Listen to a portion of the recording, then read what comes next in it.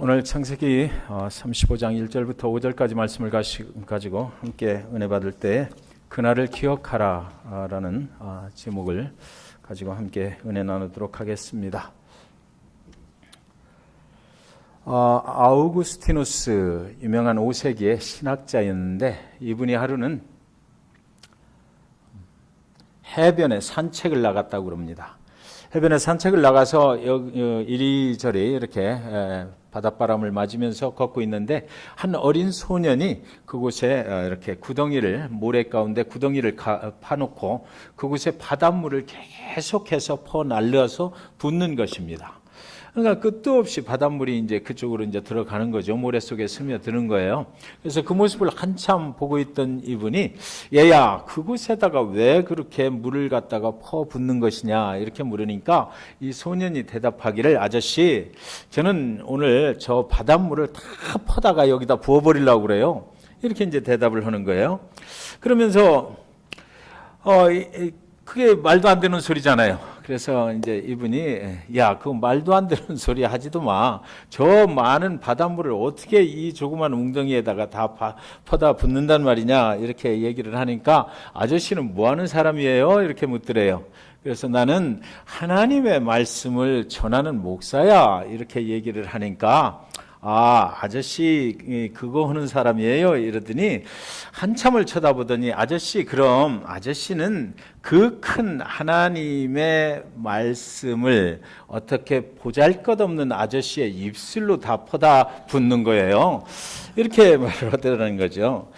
하나님의 세계를 인간의 언어로 어떻게 다 표현을 하겠습니까? 말도 안 되는 소리인 것입니다. 하나님의 그 신비로운 이야기들을 우리가 이해하면 얼마나 이해를 할 수가 있단 말입니까? 한계를 가지고 있는 인간이 하나님의 세계를 이해한다고 하면 얼마나 이해를 할 수가 있겠느냐라는 거죠. 우리가 과연 그 하나님을 피해서 숨을 수가 있을까요? 우리가 하나님을 속일 수가 있을까요? 인간이 하나님을 외면하고 숨어버리면 하나님이 찾아내지 못할까요? 야곱은 하나님의 축복의 약속을 받은 사람이지만 자기의 욕심대로 살기 위해서 하나님을 언제든지 속이려고 노력을 했던 그런 면이 보이는 사람입니다. 언제든지 자기가 필요하면 하나님을 외면해 버리고자 했던 그런 사람이 바로 오늘 본문 속에 나오는 야곱이라는 사람이에요. 야곱은 속이고 또 도망치는 삶을 살았어요. 사람과 만나서 자기의 유익을 위해서 그 사람을 속이고 또 그것이 발각나면 도망쳐버리고 이런 삶을 계속해서 살아갔던 사람인데, 그러나 저희가 야곱의 말씀을 이렇게 묵상을 하면서 가만히 보니까 야곱은 하나님을 속이고 하나님께로부터 도망치는 그런 삶을 살았던 사람이 아닌가 생각이 되었습니다.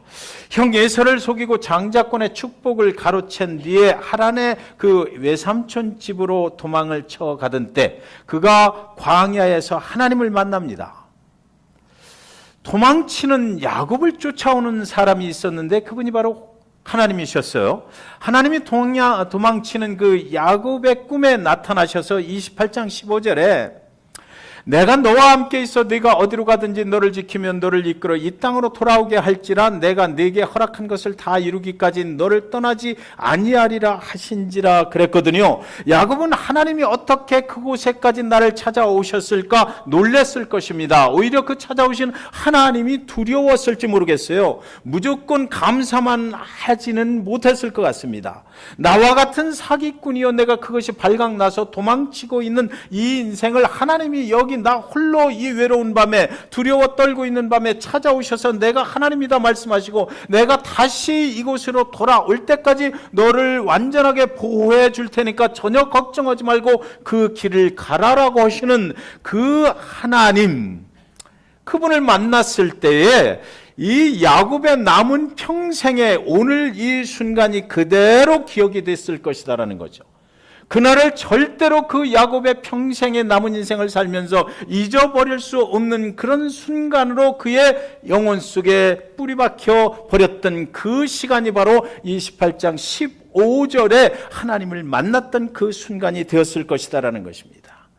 그래서 그는 너무나 감사하고 어찌할 바 모르는 그 마음을 가지고 이제 일어나서 자기가 배웠던 그 돌을 가지고 기둥을 세우고 거기다가 하나님의 제단이라고 예배를 드리고 그곳이 하나님의 집입니다. 하나님이 여기 계십니다. 내가 하나님을 만났던 곳입니다라고 표시를 해버립니다.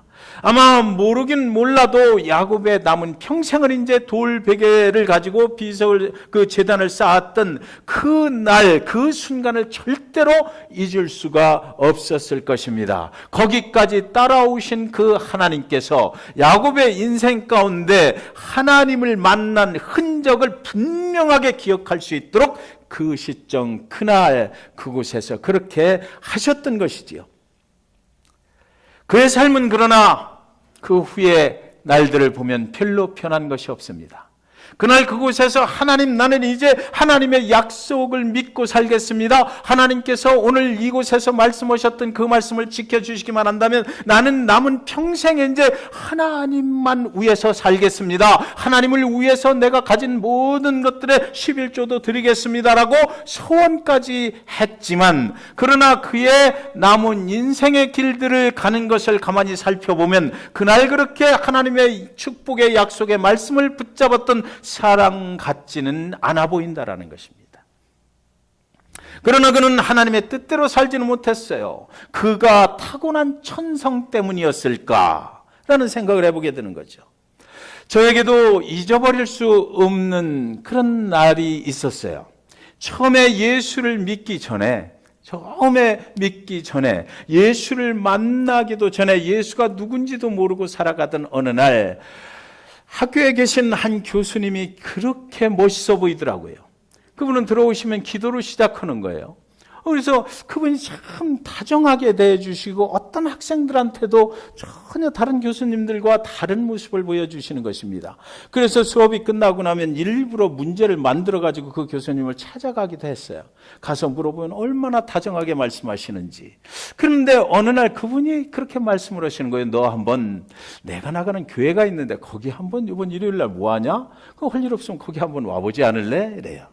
그래서 그곳에 찾아갔어요. 그날 뭐 일요일날 별로 할 일도 없고 그래서 그분을 존경하는 마음에 그분이 참 나한테 잘해주니까 그래서 그곳을 찾아갔는데 가보니까 주소대로 찾아가 보니까 봉천동 꼭대기, 그때만 해도 판잣집이 많이 있었던 그 동네에 작은 교회였습니다. 그래서 저는 교회를 이제 좀 가보는 것이니까 맨 뒷자리에 어쩔 줄 몰라 하면서 이렇게 앉아 있었던 거죠. 그 성도님들이 가만히 눈치를 보니까 쟤한테 가서 이 말을 걸어야 되나 말아야 되나 뭐 이러신 것 같아요. 그래서 그 긴장된 상태로 가서 앉아 있는데 드디어 이제 예배가 시작이 되는데 저 그 강대상 뒤에 있는 문으로 성가대가 이제 들어오는 것입니다. 성가대가 들어오는데 맨 앞에 하얀 가운을 입으신 그분이 낯에 익어서 가만히 보니까 그분이 그 학교에서 강의를 하시는 그 교수님인 거예요. 그런데 그날 솔직하게 말씀드리면 저는 그분이 천사처럼 보이더라고요. 제 눈에 그렇게 보이는 거예요. 그 세상에서 삶을 살아갈 때도 그렇게 참 존경을 받으시는 그분이 아니 그 거룩한 제단에 하얀 가운을 입으시고 나와서 맨 앞에 서서 이렇게 성가대원으로 앞에 가서 이렇게 딱 서 계신데 그 모습이 마치 하늘에서 내려온 천사를 보는 그런 느낌을 저한테 주었던 것이에요. 예배가 저는 아무것도 모르는 상태로 그때 예배를 했지만 그날 설교의 제목이 뭔지 아무것도 기억이 안 나지만 그분이 제 눈에는 천사같이 보였던 것만은 그건 아직도 기억을 해요. 잊을 수가 없어요. 예배가 끝나고 청년들이 저를 청년부가 모이는 곳으로 가자고 그래요. 그래서 가보니까 청년부가 그날 야외 예배를 간대. 그래서 거기 같이 가자는 거죠. 그래서 청년부가 제 기억에 9명, 10명 정도 됐던 것 같아요. 그래서 거기 껴가지고 아무것도 모르는 상태로 너무 좋은 거예요. 그냥 좋아서 갔더니 관악산으로 가더라고요. 관악산에 가서 바위 위에 이렇게들 이제 둘러 앉아. 그러면서 청년부를 인도하시는 전도사님이 그곳에서 예배를 인도하는데 뭘 하자고 그러냐면 돌아가면서 찬송을 한 가지씩 하자 이러는 거예요. 그런데 저는 찬송을 전혀 모르거든요. 그러니 이게 큰일 난 거예요. 그래서 저는 그것을 꼭 찬송을 해야만 되는가라는 생각이 들어서 제 차례가 됐을 때 제가 노사연의 한 사람 여기 또 한 사람, 그것을 멋있게 불렀어요.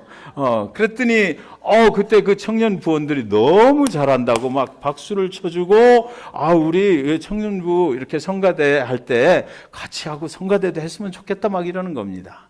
그래서 저는 아무것도 모른 채로 그 노래를 열심히 불렀던 거죠. 그리고 나서 내려오는 길에 그 전도사님이 다리를 저시더라고요. 다리를 절어요. 그러면서 제 옆에 딱 서셔서 저를 붙잡고 자기 인생의 간증을 하는 거예요. 자기가 왜 이 다리를 절게 돼 있는지 그 과정을 이야기를 하는데, 너무 집안이 어렵고 힘들어서 그 작업장에, 공사장에 일을 다녔대요. 학교를 다니면서 이제 아르바이트를 한 거죠. 그래서 담벼락이 공사 중에 이게 무너지는 바람에 거기에 치여가지고 자기가 이 다리를 못 쓰는 이런 사람이 됐다. 그런데 그분의 이야기는 그때 나는 예수님을 만났다 이러더라고요. 나는 예수님이 누구인지를 모르는데 그 말씀을 나는 기억을 해. 지금 이제 예수 믿고 나니까 그분이 그날 그 담벼락이 무너지는 가운데 만났던 그 예수가 과연 어떤 예수였을까라는 것이 이제 해결이 되는 거예요. 그걸 잊을 수가 없어. 그래서 사람이 저렇게 어려움을 겪는 중에서도 다만 그날 느꼈던 것은 예수라는 그 어떤 사람을 통해서 사람이 소망을 갖게 됐구나. 사람이 또 하나님의 일을 하게 됐구나. 저렇게 살아가는 사람도 있구나. 절름발이가 아닌 또 다른 한 인생을 모습을 거기서 저는 보게 됐던 거죠. 지금까지도 저는 그 장면을 기억하고 있잖아요.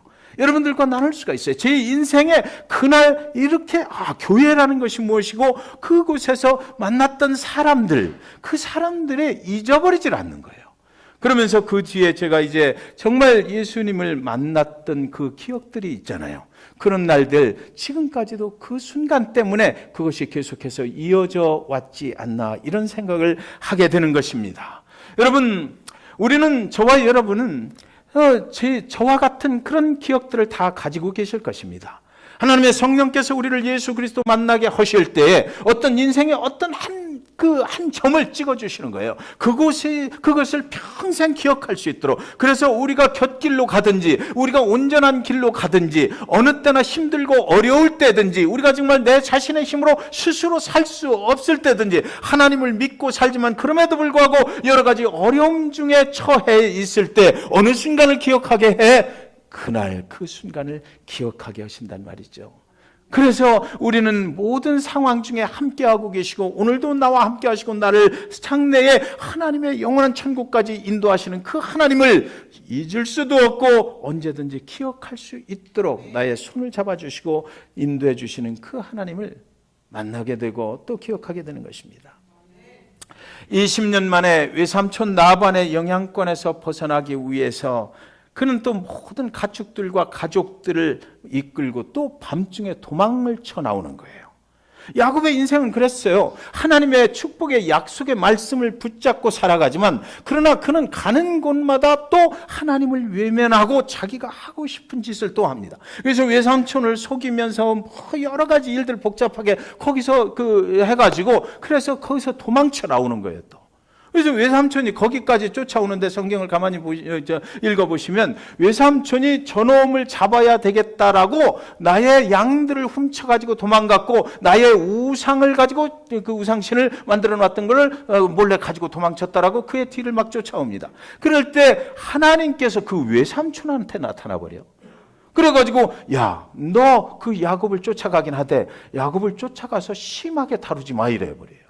그러니까 외삼촌이 그 말을 기억하고 야곱을 만나서 심하게 다루질 못하는 것입니다. 여러분, 하나님께서 우리는 아주 엉뚱한 곳으로 가고 하나님의 약속의 말씀을 붙잡고 산다고 그러고 신앙이 좀 있는 것 같고 하지만 그래도 하나님을 버리고 외면하고 싶고 하는 나의 방식대로 살고 싶고 나의 육신의 정욕대로 살고 싶어 할 때조차도 하나님께서는 우리를 보호하신다는 거예요.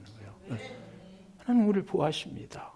그렇다고 해서 하나님이, 우리가 하나님을 외면한다 해서 하나님이 우리를 외면하시는 것은 절대로 아니다 이거죠. 하나님은 그날 그 밤에 그곳에서 베델에서 약속하셨던 그 말씀을, 내가 돌아올 때까지 너와 함께하리라, 너를 지켜주리라 했던 그 말씀을, 그 돌아오는 과정이 아무리 이상하고 하나님과 관계없는 생활을 하고 산다 할지라도 하나님은 하나님의 말씀의 그 약속을 지키시기 위해서 끝까지 그를 지켜 보호하시는 그런 하나님이 되신다라는 것이에요. 31장 13절에 보면, 나는 베델의 하나님이라, 네가 거기서 기둥에 기름을 붓고 거기서 내게 소원하였으니 지금 일어나 이곳을 떠나서 네 출생지로 돌아가라 하셨느니라. 여기도 또 베델이라는 말과 돌아가라라는 말씀을 하셔요. 그곳에 나타나셔서 도망치고 있는 야곱과 그의 가족들 앞에 나타나셔서, 나는 네가 옛날에 집을 떠나서 형이 에서의 장자권을 뺏어가지고 도망칠 때 그 베델에서 나타났던 그 하나님이다. 네가 그때 나의 그 축복의 약속의 말씀을 붙잡고 내가 이제는 하나님만 믿고 산다고 하지 않았느냐. 그때 그것을 기억하느냐. 내가 너를 찾아갔던 거, 내가 너를 도와준다고 약속했던 거, 그것을 기억하느냐. 그 베델에서 네가 만났던, 그 밤에 만났던 그 하나님인 바로 난데, 네가 오늘 지금 나반 외삼촌의 집을 도망쳐 나오고 있는데 네가 갈 곳을 내가 기억하고 그곳으로 인도해 줄 테니까 너는 그곳으로 돌아가라. 내가 그때까지 돌아올 때까지 보호해 준다고 했으니까 네가 지금 이상한 짓을 하고 다니지만 그러나 네가 갈 곳은 바로 거기다. 그곳을 기억하지? 라고 묻고 있는 것이에요. 20년 전 황량한 그 광야 한복판에 돌베개를 베고 누웠을 때, 누구도 자기를 도와줄 것 같지 않은 그 밤에, 그 장래가 불투명한 그날 밤에 하나님이 나타나셔서 네가 어디를 가든지 내가 너를 떠나지 아니하리라 약속하셨던 그날을 기억하지라고 지금 묻고 있는 거예요. 너는 어디로 내 마음대로 돌아다니고 있지만 그러나 그날 기억하지 너? 라고 묻는 것입니다. 야곱의 마음속에 그 질문에 대답이 됐을 것이요. 기억하지요. 그리고 하나님이 더 이상 왜 그런데 너 엉뚱한 짓 하고 돌아다니라고 묻지 않으셔요? 그곳으로 돌아가야 되지 않겠니? 라고만 말씀하시는 것입니다. 돌아가던 길에 그는 또 하나님을 외면해요. 베델이 아니라 세겜에서 걸음을 멈추는 것입니다. 그러면 이제 베델로 돌아가겠습니다 라고 그의 가족들과 가축들을 데리고 가던 길에 세겜이라는 곳에 당도해 보니까, 야, 세상이 너무나 좋은 거야. 여기서 내가 잠깐만 머물어서 돈을 좀 더 벌었으면 좋겠어요. 여기서 잠깐만 하나님을 외면하고 내가 살게 되면 내 기질을 발휘해서 내 지혜를 가지고 내 능력 가지고 하나님이 없이도 나는 엄청난 거부의 거부가 될 수 있을 것만 같은 생각이 드는 거예요. 이 도시가 이렇게 화려하고 여기서 장사전을 펼치면 엄청난 유익을 볼 수 있을 것만 같아서 34장 전체가 먼저 주일에 말씀드렸던 것과 마찬가지로 그는 철저하게 하나님을 외면해버립니다. 돌아가던 길에 잠시 그곳에서 머물고자 했을 거예요. 잠시 동안 내 능력으로 하나님 앞에 잠깐만 좀 하나님이 외면을 하고 내 능력으로 살아보자 했을 것입니다. 거기서 땅을 샀다 그러거든요. 오랫동안 그래도 있고 싶었던 것입니다. 그래서 그곳에서 많은 유익을 구했겠죠. 그런데 그곳에서 무슨 일이 일어나요? 사랑하는 딸 디나가 그곳의 추장 세겜에게 강간을 당해버려. 그러니까 이 두 아들이 또 그걸 보복을 하려고 그 사람들한테 하나님의 신성한 할례를 하라라고 속여버려요.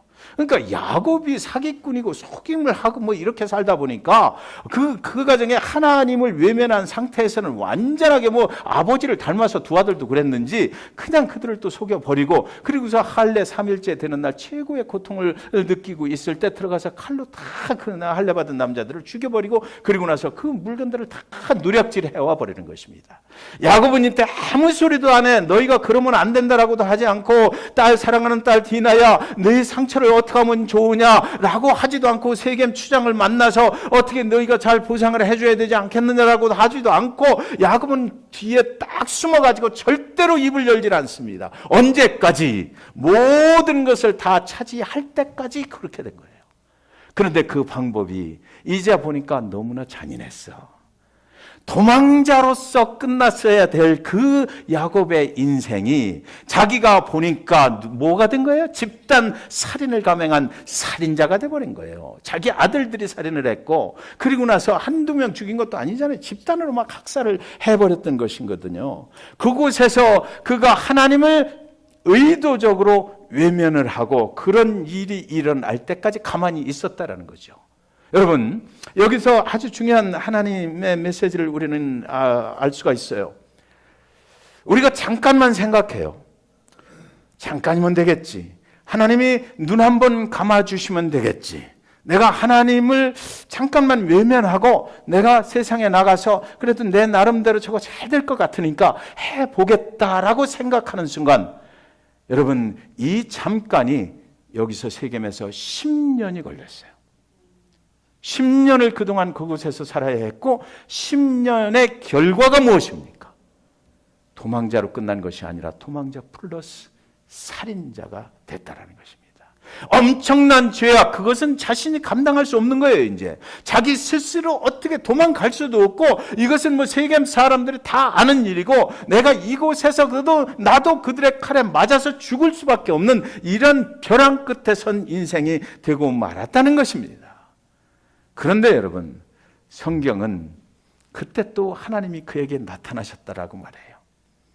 35장 1절에 그 살인자 야곱에게 나타나셔서 하나님이 야곱에게 이르시되 일어나 베델로 올라가서 거기 거주하며 네가 네 형 에사의 낯을 피하여 도망하던 때에 네게 나타났던 하나님께 거기서 제단을 쌓으라 하신지라. 거기를 또 오셔요. 그러니까 야곱이 의도적으로 하나님을 외면하고 살다가 그 인생의 결과가 너무나 비참하고 자기 스스로 해결할 수 없는 지경까지 이르렀을 때 의도적으로 피해버리니까 하나님이 어떻게 개입을 하실 수가 없었던 것 같아. 그러다가 10년 후에 정말 그때 이제 그 야곱이 내가 이제 죽게 되었구나, 이거 보복당해서 나는 어쩔 수 없이 이거 큰일 났네 라고 했을 때 그 야곱에게 나타나셔서 내가 그날 너를 찾아갔던 그 베델의 하나님이야. 내가 너를 보호해 준다고 그랬지. 네가 지금 살인자가 됐지만 그래도 너는 지금 이제 다시 베델로 돌아가야 되는 거야 라고 말씀하시는 거예요. 그리고 나서 그에게 일어나라 말씀하시고 베델로 올라가자 말씀하시고 거기 가서 다시 예배를 드리는 삶을 쌓아라 라고 말씀하시는 것입니다. 하나님께서 우리의 삶을 에덴의 동산에서 하나님을 거역하고 나온 우리 모든 인류의 죄를 대신 지시고 예수 그리스도 그분을 죽이시고 다시 하나님의 영원한 생명의 길로 돌아오게 만드시는 과정이 지금 여기 성경 속에 오늘 본문 속에 들어있는 거죠. 우리는 제가 할 길로 가요. 하나님을 믿는다고 그러고 하나님의 약속의 말씀을 붙잡았다고 그러고 하나님의 주시는 약속의 말씀은 굉장히 좋아하지만 그러나 실제 삶 속에서 보면 우리는 내 갈 길을 가는 거예요, 사실은. 그런데 하나님께서는 그럼에도 불구하고, 그래서 저는 오늘 제목을 그럼에도 불구하고의 하나님이다라고 정하려고 그랬었거든요. 그럼에도 불구하고 하나님은 우리를 외면치 않으셔. 우리는 외면하지만, 우리는 때때로 나의 필요에 의해서 하나님을 외면하지만, 그러나 절대로 하나님은 우리를 외면하지 않으시고 내가 살인자가 되어서 무기수가 되어서 사형을 받는 날이 있다 하더라도 사실 그렇잖아요. 많은 분들 간증 들어보면 그 사형장에서 사형당하는 그 순간까지 하나님의 사람을 보내서 거기서 예수 믿게 하고 영원한 천국으로 가게 만들어버리는 그분이 하나님이시거든요. 그분의 이야기가 오늘 여기 본문 속에 있는 거예요. 우리는 많이 이야기하죠. 이 이민자의 삶이 얼마나 빡빡하냐라고 얘기를 해요. 우리 하나님의 약속을 받고 우리가 살아가지만 오늘 하루도 내가 나가서 열심히 세상의 방법으로 뛰지 않으면 내 인생이 무너질 것만 같고 이 문화가 다르고 언어가 다른 이 사회 속에서 우리가 컬러가 다른 색깔이 다른 그 민족들 속에서 끼어 살려면 내가 어쩔 수 없이 하나님을 의도적으로 외면할 수밖에 없지 않느냐. 그런 순간을 하나님도 이해해 주시지 않겠느냐라고 이야기하잖아요.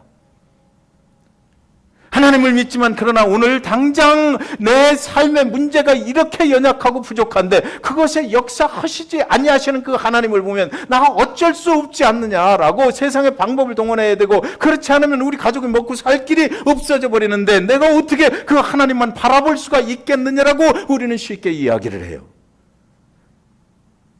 그죠? 오늘 야곱이 세겜에서 그랬을 것 같아요. 오늘 저와 여러분을 예배의 자리로 인도하신 그 하나님이 과연 누구신가? 그렇게 살아가고 의도적으로 하나님을 외면하면서 내 의지를 가지고 살아보겠다고 세상을 헤매고 방황하고 다니는, 그래서 조금만 뭔가가 생기는 것 같으면 하나님께서 도와주셨다라고 말하고 싶은, 내가 만들어 놓고 그것을 하나님의 은혜라고 말하고 싶은, 하나님의 은혜는 아직도 기다리고 계시고 하나님의 영원한 곳으로 가는 것, 하나님이 정말 좋은 것으로 주시기를 원하시는데도 불구하고 우리는 그 하나님을 순간순간 외면하고 내 힘으로 내 능력으로 해놓고 하나님이 하셨다라고 말하고 싶어하는 그런 것들, 그분이 그럼에도 불구하고 저와 여러분을 오늘 예배의 자리로 나오게 하셨거든요. 이것이 얼마나 축복인지 몰라요. 네. 그분께서 우리를 뭐라고 말씀하시지 않았잖아요.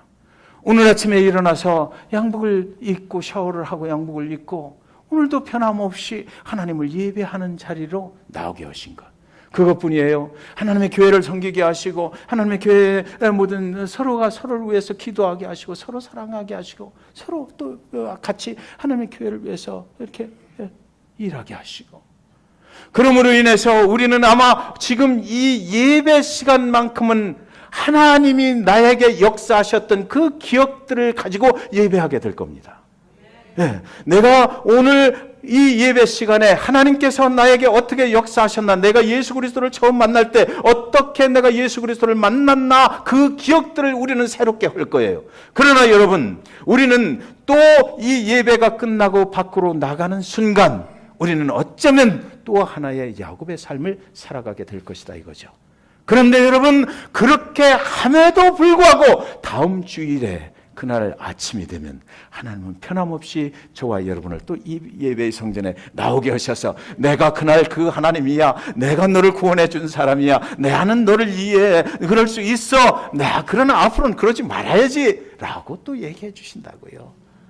그러니까 우리가 오늘 살아있는 거 아니에요. 그러니까 오늘도 우리에게는 소망이 있는 거 아니냐고요. 이 야곱의 인생을 하나님께서 그냥 하나님의 방법대로 해버리셨으면 야곱이 어떻게 여기 살아남을 수가 있겠느냐. 하나님이 아이 그럼 나도 몰라, 세겜 사람들한테 죽든지 말든지 너 맘대로 해버렸으면 되는데 그렇지 않으셨거든요. 하나님은 그래서 그럼에도 불구하고의 하나님이신 거예요.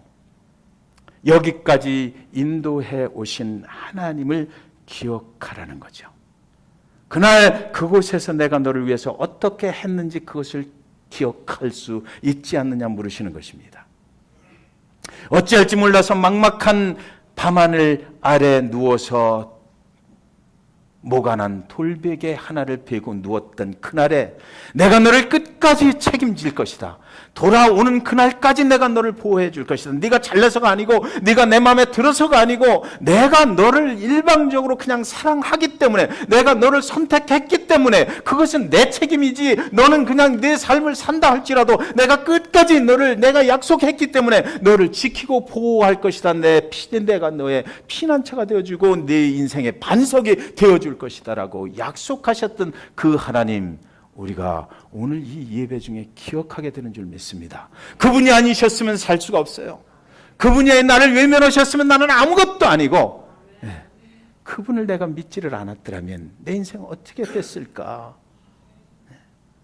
살인자가 되어버린 야곱과 그의 가족들이, 세겜 사람들이 자신에게 보복할 것을 두려워하며 부들부들 또 떨고 있을 때, 그때 그곳에 하나님이 또 따라갔던 거예요. 저와 여러분이 세상 살면서 어려울 때 많죠. 힘들 때 많아요. 하나님을 믿고 살지만, 그러나 하나님은 어디 계신지 모르고, 하나님을 믿고 살지만 하나님께서 역사하시지 않을 때도 있어요. 그런데 가만히 살펴보면 그날 내가 부들부들 떨고 있는 그 순간에 두려워 떨고 있는 내 인생이 어떻게 될까 생각해야만 되는 그런 시간에 가만히 보면 그 앞날의 얼마 동안을 어쩌면 의도적으로 하나님을 내 인생에서 제외시켜버리고 내가 내 힘으로 살아가려고 했던 그 결과를 맞이하고 있지 않느냐라는 것입니다. 그런데 그곳에 하나님이 찾아오셔서 내가 너를 버리지 않았어.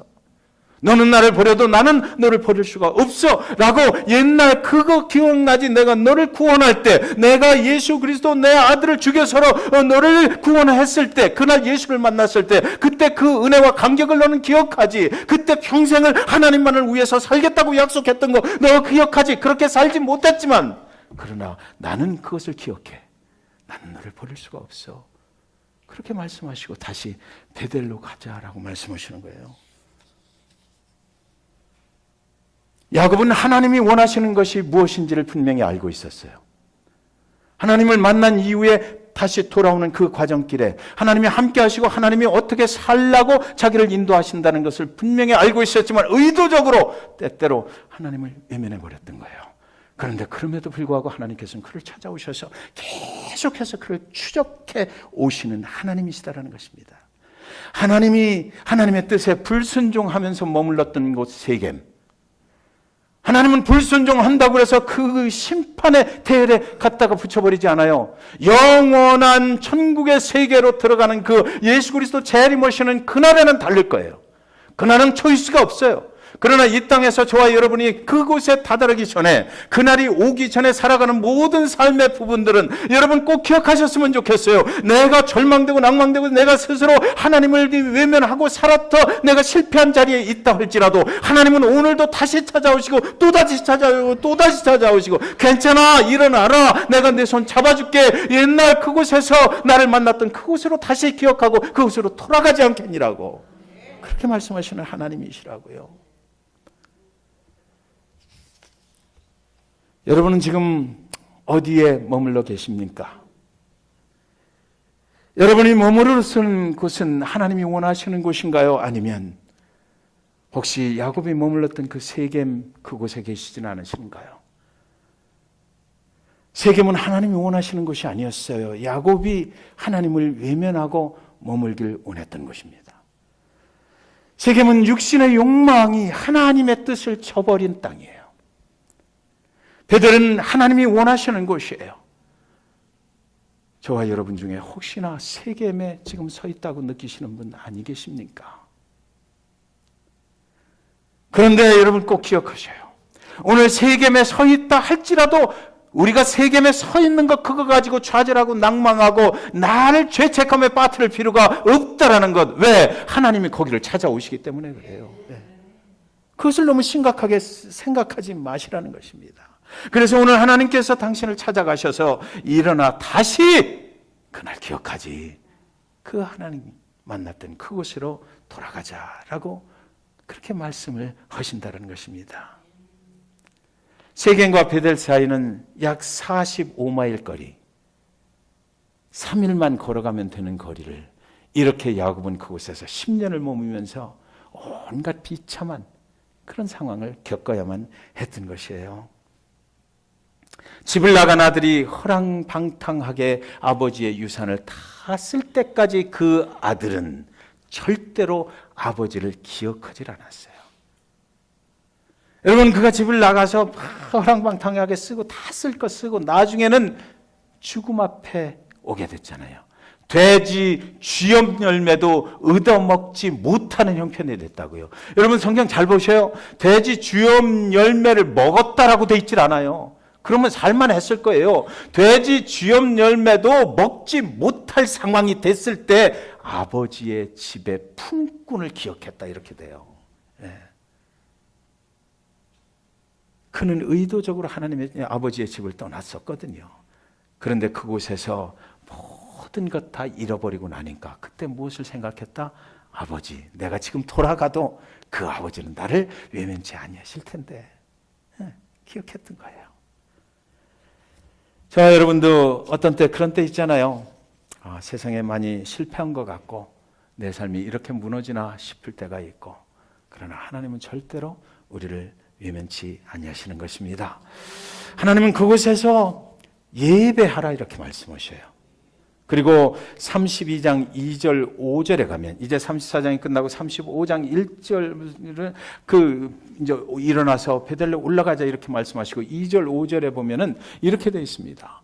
야곱이 이에 자기 집안 사람과 자기와 함께한 모든 자에게 이르되 너희 중에 있는 이방 신상들을 버리고 자신을 정결하게 하고 너희들의 의복을 바꿔 입으라. 우리가 일어나 베델레 올라가자. 내 환난 날에 내가 응답하시며 내가 가는 길에서 나와 함께 하시는 하나님께 내가 거기서 제단을 쌓으려 하노라 하며 그들이 자기 손에 있는 모든 이방 신상들과 자기 귀에 있는 귀고리들을 야곱에게 주는지라. 야곱이 그것들을 세겜 근처 상수리 나무 아래에 묻고 그들이 떠났으나 하나님이 그 사면 골들로 크게 두려워하게 하셨으므로 야곱의 아들들을 추격하는 자가 없었더라.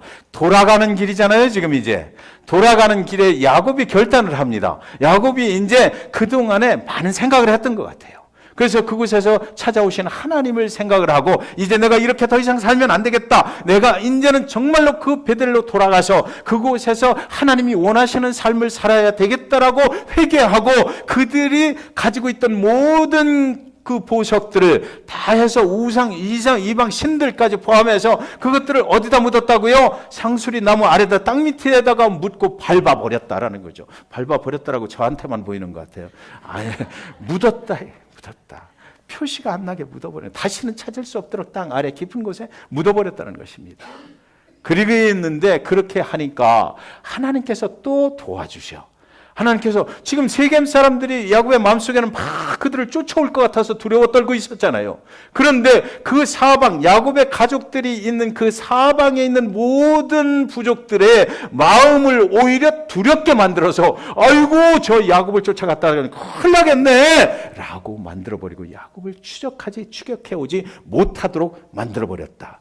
그 두려움이 누구한테 가게 만들어버렸어요? 야곱이 아니라 다른 사람들한테 가게 만들어버려서 야곱의 가정을 보호해 주시는 그 하나님을 우리가 성경 말씀 속에서 볼 수가 있는 거예요. 그래서 야곱의 아들들을 추격하는 자가 없었더라.